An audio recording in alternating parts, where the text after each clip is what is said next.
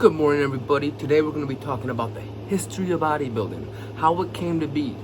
So let's get into it. Although the very first bodybuilding show happened during 1901, it would be very untrue to say that bodybuilding started at 1901.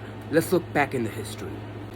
Throughout history, men of strength have been principal actors in fables, music, art. The ancient Greeks commemorated Hercules by casting him in stone. Those people who followed him and cast his body from stone, that was the idea of the perfect strength and physique back then. When they made his body out of stone, that became the ideal of being judged by both strength and physique.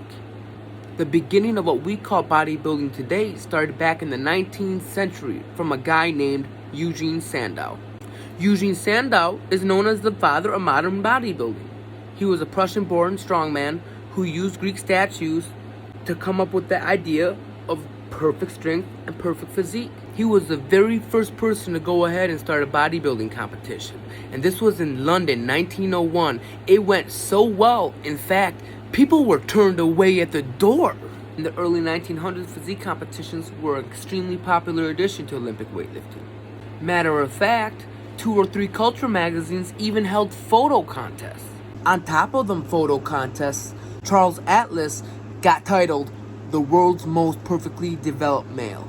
The year 1939, the very first Mr. America contest happened. So when Mr. America first happened, it was held by the Amateur Athletic Union, the AAU. The AAU did not just focus on the physique of the bodybuilder, but also the strength and the mobility. Fortunately, later in the 1960s, the athletic portion of bodybuilding got taken out. Bodybuilding continued to grow through the 1950s and 1960s. During this time, we had great champions emerge, such as Steve Reeves, Reg Park, Bill Pearl. Throughout this time, bodybuilding gyms became more of a common thing. In the 1960s, bodybuilders started showing up on TVs and movies, and this only helped solidify bodybuilding as a sport. In the late 1960s through the 70s, produced the most prolific bodybuilder during that era, and even to this day, in my opinion, Arnold Schwarzenegger. In the year 1970, Arnold Schwarzenegger won his very first Mr. Olympia at age 23, and to this day he holds that record as the youngest Mr. Olympia winner. He won 7 Mr. Olympia titles from 1970 to 1975 and 1980. In 1975, when Arnold was going for another Mr. Olympia title, he came out with a film documentary called Pumping Iron. And in this documentary, it starred him, Franco Columbu, and Lou Ferrigno. In 1975, when Arnold was training for another Mr. Olympia, he came out with a film documentary called Pumping Iron. This became a catalyst for bodybuilding.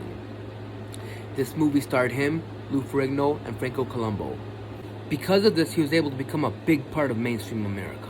During the 80s, 90s, and 2000s, we saw Lee Haney, Marcus Rule, Ronnie Coleman, Dorian Yates, all the mass monsters.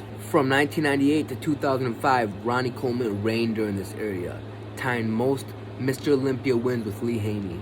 Although there are some outstanding bodybuilders right now, Phil Heath remains the man to beat. He has reigned from 2011 to 2016.